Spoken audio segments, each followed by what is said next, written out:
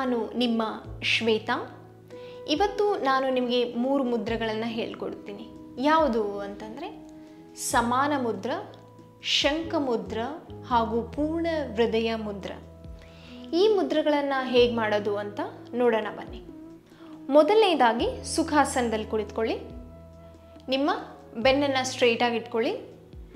ಸಮಾನ ಮುದ್ರ ಹೇಗೆ ಮಾಡೋದು ಅಂತಂದರೆ ನಿಮ್ಮ 2 ಕೈಗಳನ್ನು ಮುಂದೆ ತೆಗೆದುಕೊಂಡು ಬನ್ನಿ. ನಿಮ್ಮ ಎಲ್ಲ ಬೆರಳುಗಳನ್ನು ಜೋಡಿಸಿ ಸಮವಾಗಿ ಈ ಥರ. ಇದನ್ನು ನೀವು ನಿಮ್ಮ ಮೊಣಕಾಲಿನ ಮೇಲೆ ಇಟ್ಟುಕೊಳ್ಳಿ. 2 ಕೈಗಳನ್ನು ನಿಮ್ಮ ಮೊಣಕಾಲಿನ ಮೇಲೆ ಇಟ್ಟುಕೊಳ್ಳಿ. ನಿಧಾನವಾಗಿ ಕಣ್ಣು ಮುಚ್ಚಿ ದೀರ್ಘವಾಗಿ ಉಸಿರನ್ನು ತೆಗೆದುಕೊಳ್ಳಿ ಹಾಗೂ ನಿಧಾನವಾಗಿ ಉಸಿರನ್ನು ಬಿಡುತ್ತಾ ರಿಲ್ಯಾಕ್ಸ್ ಮಾಡಿ. ಇನ್ನೊಂದು ಸತಿ ದೀರ್ಘವಾಗಿ ಉಸಿರನ್ನು ತೆಗೆದುಕೊಳ್ಳಿ,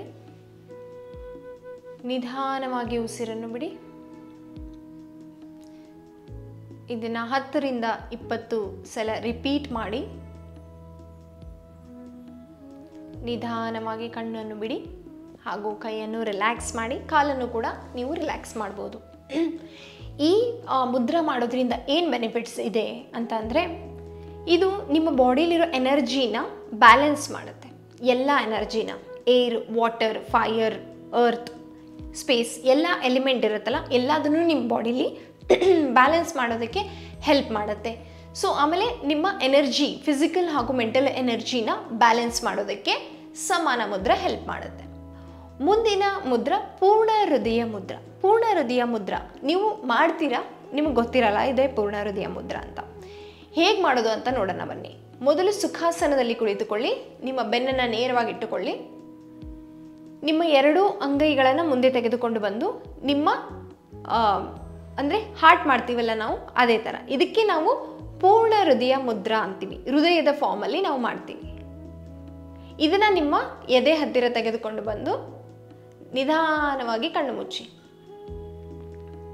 ದೀರ್ಘವಾಗಿ ಉಸಿರನ್ನು ಎಳೆದುಕೊಳ್ಳಿ ಹಾಗೂ ನಿಧಾನವಾಗಿ ಉಸಿರನ್ನು ಬಿಡಿ. ದೀರ್ಘವಾಗಿ ಉಸಿರನ್ನು ಎಳೆದುಕೊಳ್ಳಿ ಹಾಗೂ ನಿಧಾನವಾಗಿ ಉಸಿರನ್ನು ಬಿಡಿ. ಇದನ್ನು 10 to 20 ಟೈಮ್ಸ್ ರಿಪೀಟ್ ಮಾಡಿ. ನಿಧಾನವಾಗಿ ಕಣ್ಣನ್ನು ಬಿಡಿ ಹಾಗೂ ನಿಧಾನವಾಗಿ ಕೈಗಳನ್ನು ರಿಲೀಸ್ ಮಾಡಿ, ಕಾಲುಗಳನ್ನು ಕೂಡ ರಿಲೀಸ್ ಮಾಡಿ. ಈ ಮುದ್ರಾ ಮಾಡೋದ್ರಿಂದ ಏನು ಬೆನಿಫಿಟ್ಸ್ ಇದೆ ಅಂತಂದರೆ, ಮೊದಲನೇದಾಗಿ ಇದನ್ನು ನಾವು ಏನಕ್ಕೆ ಮಾಡ್ತೀವಿ ಅಂತಂದರೆ, ನಮ್ಮ ಕನೆಕ್ಷನ್ಸನ್ನು ಇಂಪ್ರೂವ್ ಮಾಡ್ಕೊಳೋದಕ್ಕೆ. ಲವ್, ಕೇರ್, ಅಫೆಕ್ಷನ್, ಕಮ್ಯುನಿಕೇಷನ್, ಇದೆಲ್ಲದಕ್ಕೂ ಕೂಡ ಹೃದಯ ಮುದ್ರ ತುಂಬಾ ಹೆಲ್ಪ್ ಮಾಡುತ್ತೆ. ಮುಂದಿನ ಮುದ್ರ ಯಾವುದು ಅಂದರೆ ಶಂಖ ಮುದ್ರ. ಹೇಗೆ ಮಾಡೋದು ಅಂತ ನೋಡೋಣ ಬನ್ನಿ. ಮೊದಲನೇದಾಗಿ ಸುಖಾಸನದಲ್ಲಿ ಕುಳಿತುಕೊಳ್ಳಿ. ಆಮೇಲೆ ನಿಮ್ಮ ಬೆನ್ನನ್ನು ನೇರವಾಗಿ ಇಟ್ಟುಕೊಳ್ಳಿ.